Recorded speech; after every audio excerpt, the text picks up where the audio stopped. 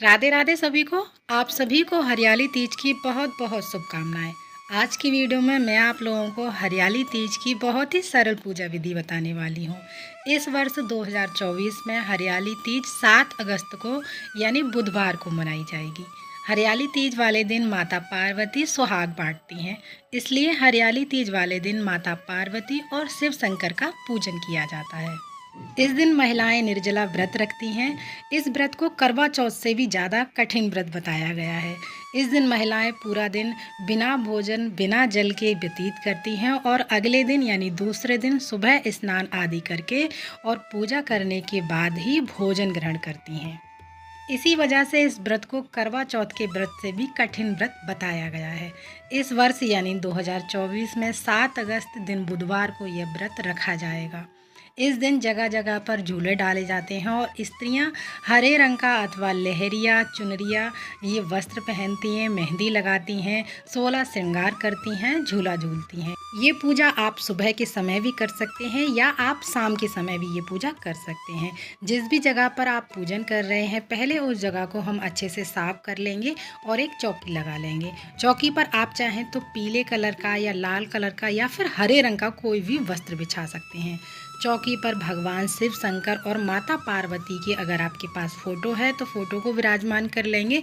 वैसे तो हरियाली तीज पर मिट्टी की मूर्तियां बनाकर उनका पूजन करने का विधान है। अगर आप मिट्टी की मूर्तियां नहीं बना पा रहे हैं किसी कारण से तो आप इस तरह से फ़ोटो या मूर्ति की पूजा कर सकते हैं। तो देखिए मैंने यहाँ पर मिट्टी की मूर्तियाँ बना ली हैं। गोलाकार में गणेश भगवान बना लिए हैं और शिवलिंग बना ली हैं, गौरा माता बना ली हैं। और अगर आपको विशेष आकृति बनानी नहीं आती है तो माता पार्वती और गणेश भगवान की पिंडी रूप में यानी गोलाकार में आप बना सकते हैं। शिव जी की आकृति आप बना सकते हैं या फिर आप सादा तरीके से मूर्तियां बनाकर भी पूजा कर सकते हैं। हम एक थाली ले लेंगे, उसमें कुछ अक्षत रखेंगे। तो पहले गणेश भगवान को विराजमान करेंगे, उसके बाद हम शिवलिंग को विराजमान करेंगे और उसके बाद में हमें गौरा माता को विराजमान करना है।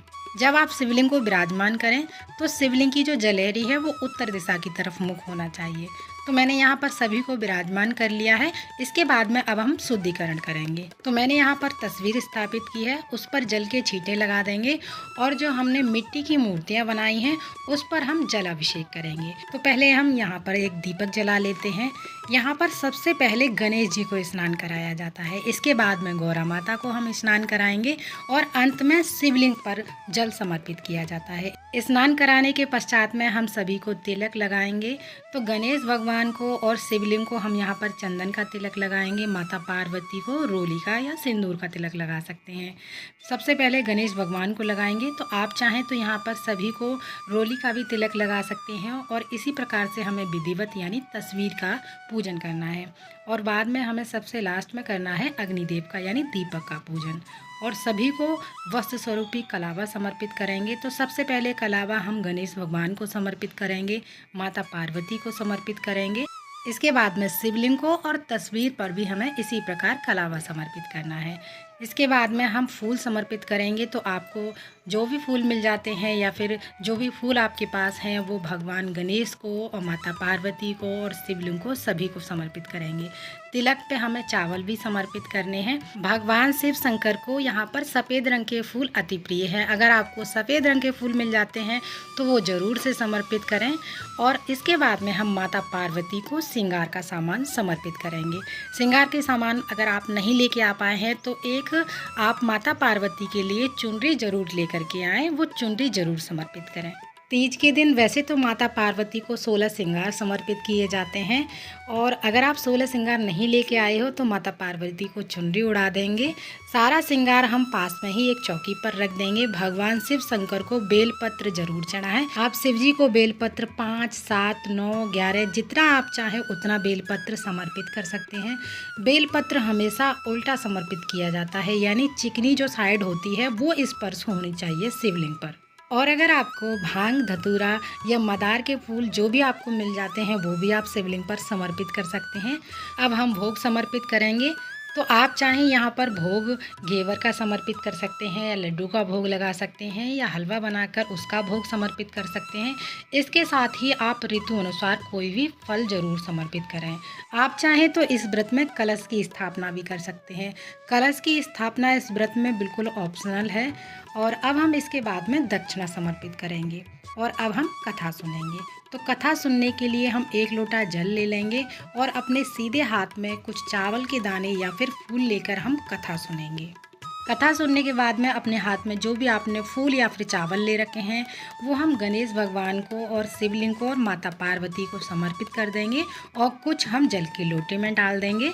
जब हमारी कथा पूर्ण हो जाएगी तो धूप दीप से हमें आरती करनी है। तो सबसे पहले हम गणेश भगवान की आरती करेंगे और शिवलिंग की और माता पार्वती की हमें साथ में ही आरती करनी है। जब पूजा पूर्ण हो जाएगी इसके बाद में हम हाथ जोड़कर पूजा में रही कमियों के लिए क्षमा प्रार्थना करेंगे और भगवान शिव जी से माता पार्वती से अपनी मनोकामनाओं को पूरा करने के लिए प्रार्थना करेंगे। माता पार्वती से प्रार्थना करेंगे हमारा सुहाग बना रहे और हमारे घर में हमेशा सुख शांति बनी रहे। इस तरह से हमारी पूजा पूर्ण हो जाएगी। पूजा जब पूर्ण हो जाती है तो उसके बाद में माता पार्वती से सुहाग लिया जाता है। कहते हैं इस दिन माता पार्वती सुहाग बांटती हैं। तो देखिए अपने पल्लू का हम कोना लेकर इस तरह से जो माता पार्वती की मांग में हमने सिंदूर लगाया था उसमें से इस तरह से हम सुहाग लेकर 3 बार अपनी मांग में भर लेंगे।